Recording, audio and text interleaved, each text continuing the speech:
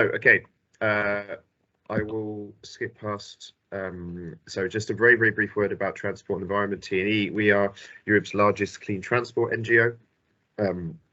We have members across the European continent, mostly the EU. We also have offices now in some of the key capitals in the EU as well. Here are some of our members, well, all of our members across the European Union.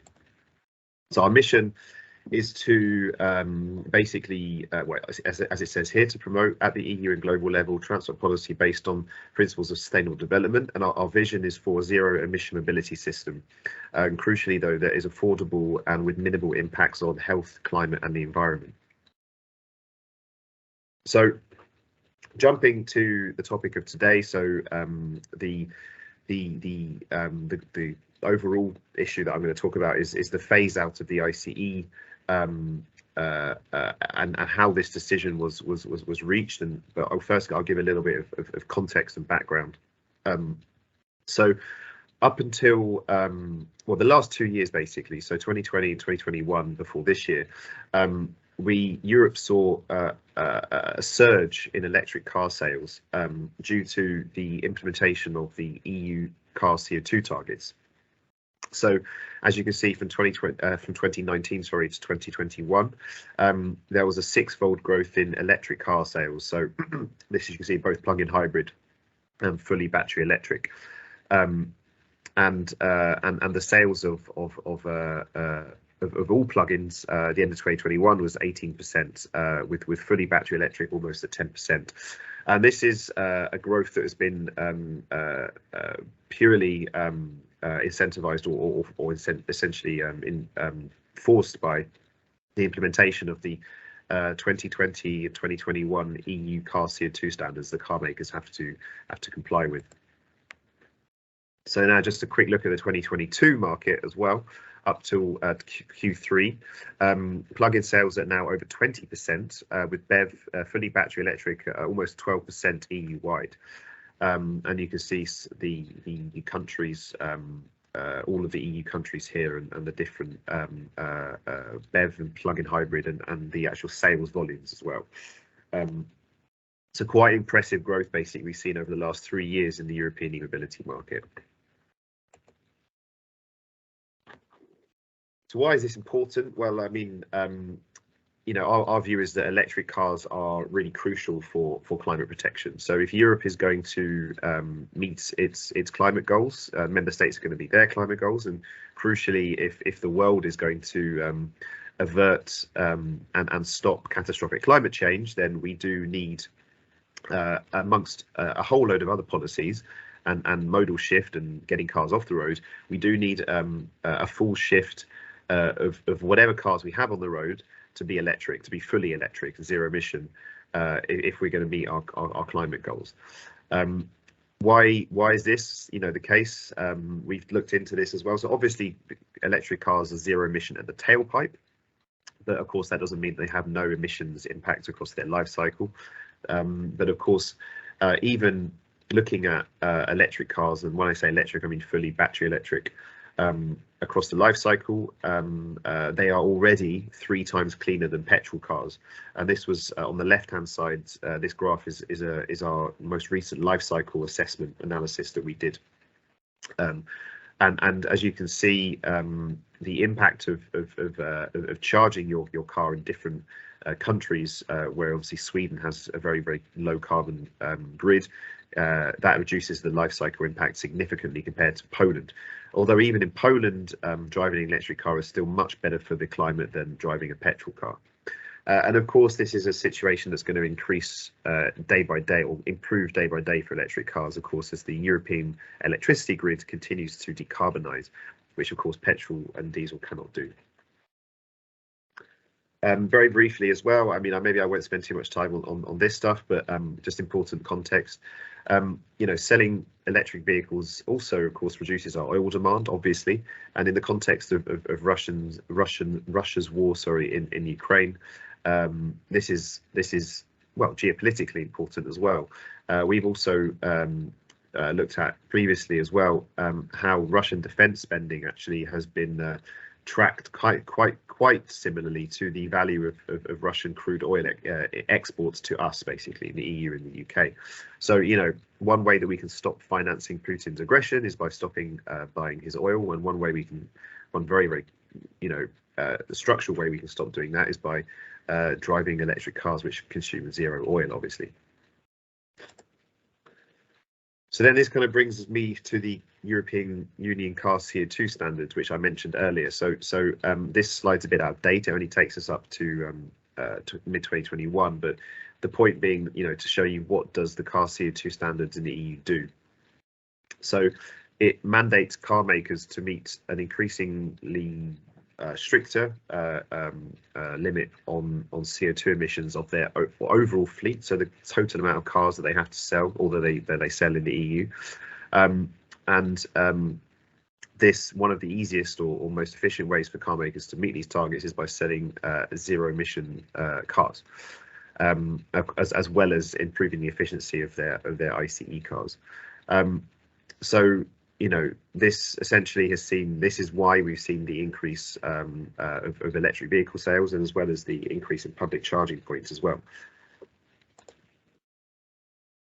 So then the question of when to go to 100% zero emission. So this was a question that was first, well, when was it first raised? I mean, that's arguable, I guess, but it's been a question that's been discussed for a number of years now amongst kind of climate and transport circles. And of course, as part of the Fit for 55 package, which was proposed in July last year, the 2021, the European Commission came forward with a raft of new legislation to improve or make sure that Europe got to its increased climate target of minus 55% greenhouse gas reduction, and then also to meet its 2050 goal of being climate neutral. So why 2035 for zero emission cars and vans and not 2040? Well, Europe, as I just said, Europe has a 2050 goal of being climate neutral, meaning well, net zero carbon emissions by that point. One of the preconditions for that to be achievable is that all cars and vans on the road at that point will have to be zero emission, because there's going to be far more complicated sectors to decarbonize, which will still be emitting CO2 probably by that point than cars and vans.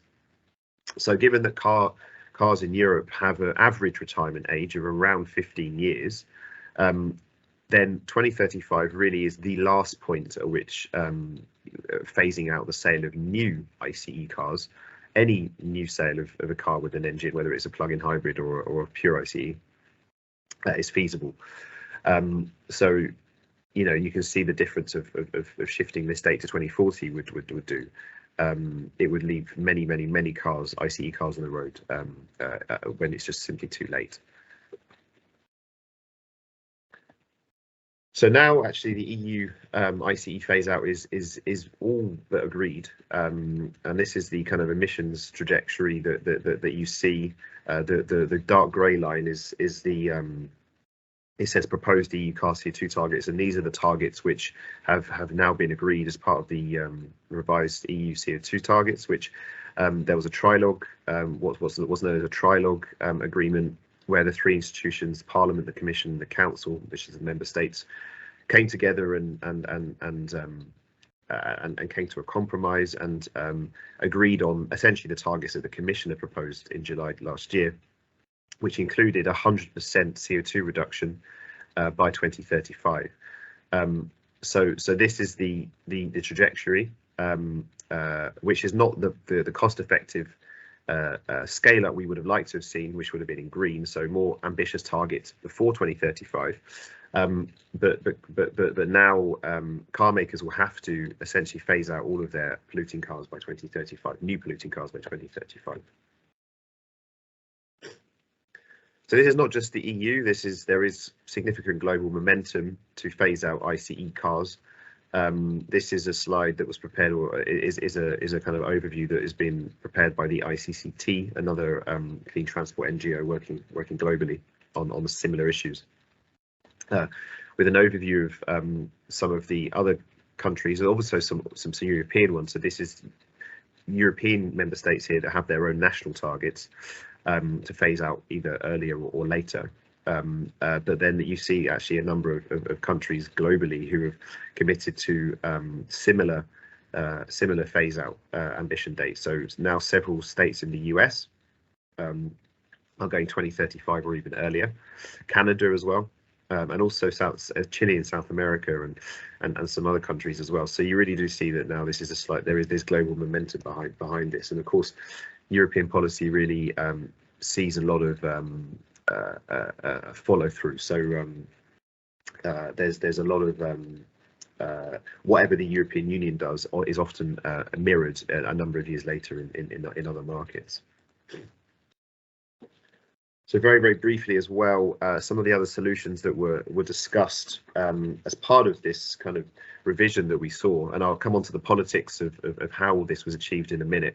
But one of the things, one of the big things we fought against as Transform Environment, because this is one of our big goals, was to achieve a phase out of ICE cars by 2035 at the latest. We're fighting against a push by the oil and gas lobby primarily, and also the automotive suppliers. So the guys who make the parts that go in ICE cars. These guys were kind of fighting for their lives because, of course, a phase out of ICE cars for them was really existential, and it was very political. And one of the things that they pushed for is this solution called e-fuels or electrofuels, where they could find a solution to keep ICE cars viable if you used what were seen as sort of CO2 neutral fuels. We were very much opposed to using these fuels in cars, or at least mandating them in cars, for a number of reasons, and I can go into this maybe in more detail if there are questions about it.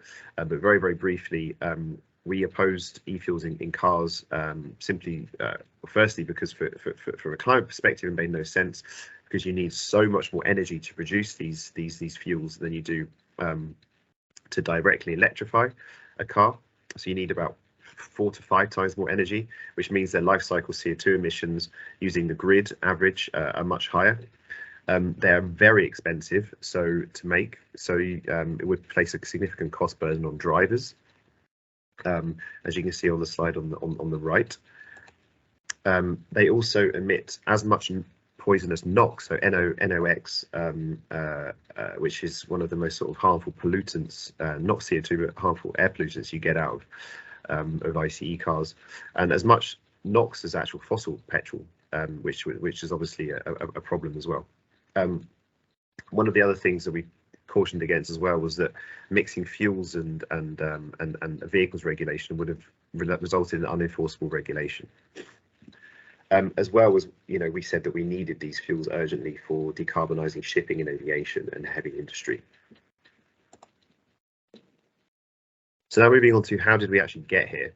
The politics of this. How did we actually secure this? How did this happen in Europe? So, as you can see here, these are just some sort of press clippings of when environment ministers and MEPs adopted their position. As you can see, it was quite close. So in the European Parliament, in the middle quote, MEPs adopted the position to phase out, including the position to revise the CO2 standards, including the phase out of ICE cars, with 339 votes in favour, 249 against. So, there was a real opposition to this move. It was a comfortable, probably in the end, a majority enough, but the votes for this were closer. So one of the things that we relied on were, evidence. So evidence for policymakers to say, okay, scaling up electric vehicle production will make them affordable sooner. We commissioned a study by Bloomberg New Energy Finance, which showed that electric vehicles would be cheaper than fossil fuel vehicles to make, meaning that the sticker price, or the purchase price before subsidies, would be cheaper between 2025 and 2027, with the main cost drivers being battery cost decreases and also, crucially, investment by car makers in dedicated production lines, so things like dedicated EV platforms, and making ensuring there's economies of scale for EV production, which of course brings costs down much quicker. Because one of the main concerns policymakers had was around affordability, of course, of electric vehicles. The second part of this study was looking at, okay, is this phase out feasible? Is it actually feasible from a techno-economic perspective to phase out ICE cars, new ICE cars across all European markets? Because European Union is one market, but there are differences, of course. And actually, the study that we commissioned looked at the 4 different groupings. So you have the kind of the early movers, the Nordics, who of course can go much quicker. The Western, Southern, and then Eastern European markets. And what the study showed was that even though there's going to be a much slower transition and catch up, let's say, in Eastern markets, so this will happen very quickly in the late 2020s and early 2030s, once a few years after price parity and car makers start prioritizing making electric vehicles on the kind of models and brands that are much more popular in these markets, the Dacia Spring and things like this, Opel. So obviously for the moment, in the early years, electrification is rather a more kind of expensive endeavor, and of course relies on subsidies to get the early movers going. But from a techno-economic perspective, this is a more than feasible if the right policies are in place, though, of course, and you need car CO2 targets to actually ensure car makers invest and scale up the production. Now more onto the kind of politics of it. So how did we get here? Actually, one of the key things was that we managed to split, well, it wasn't just us, but we managed to divide the car industry, and that was really key in let's say comparing to previous iterations of the car CO2 standards revision, where the car industry was very dominant in getting exactly what they wanted. This year, or these years, the car maker lobby, ASEA, in Europe, was publicly very divided and couldn't say much about the revision, and that actually helped very much show the car makers didn't mind that the ICE phase out was going to happen, because they weren't complaining about it. And the key point was that members of ASEA, so Ford, Volvo, and also others were basically signing letters with us to say they supported the phase out.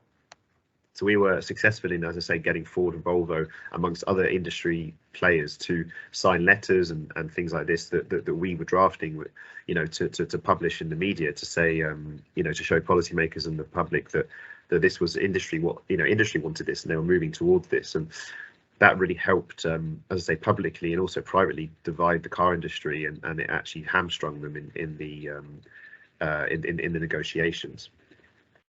As you can see now, Volvo and Stellantis are both leaving the European Union car maker lobby, which has fundamentally weakened them. And this kind of just shows, this is a slide that we update, which tracks European car makers' commitments to electrification. So actually, you can see here that most car makers in Europe have committed to go 100% electric even sooner than 2035. So you think, okay, well, why would then, the car makers complain about the 2035 phase out? Some car makers were basically not really being truthful about their commitments. I mean, some of the car makers here, so Volvo, Ford, Jaguar, are being quite, let's say, truthful about what they're committed to publicly, where others like Renault and BMW are not being quite laggards anyway. But Renault's public commitments are really not, let's say, truthful when they actually are privately lobbying European policymakers to vote against the 2035 phase out, despite committing publicly to go electric in 2030, which actually makes no sense, of course. But this kind of evidence was quite useful in showing policymakers, look, okay, industry is going way faster than what the Commission's proposing, so why would you oppose this? Which was actually quite helpful as well. Again, things that were helpful: changing political dynamics in Germany. Germany, in the car, anything to do with the car car legislation. Germany is key for obvious reasons. It's the biggest car market. It has all the biggest car makers with political clout. Germany's position in the council was always going to be crucial, and we got lucky with the change in political dynamics. The Greens were part of the coalition that won, was part of the traffic light coalition, and secured the relevant ministry for this file. So the Greens were in charge of the Environment Ministry and also the Climate Ministry, who were in charge of the Cars Tier 2 standards. And this very much helped cement a progressive position. Then there was a much kind of fight, pushback by the Liberals, and in the end there was a decision that in the German government that they would support the Commission proposal as a compromise, which even for Germany was very helpful. As well, car makers like Volkswagen were being much more progressive in their public pronouncements around electrification, which very much helped. If I'm going over time, by the way, just let me know and I can stop. But I think this is one of my last slides. One of the other things that was a big political discussion was around jobs. So we actually prepared evidence that that actually the transition to electrification would not lead to job losses. We showed through a study done with Boston Consulting Group that actually the jobs lost in the transition to electromobility, which of course there will be jobs lost, would be completely offset with new jobs in the new EV mobility, EV ecosystem.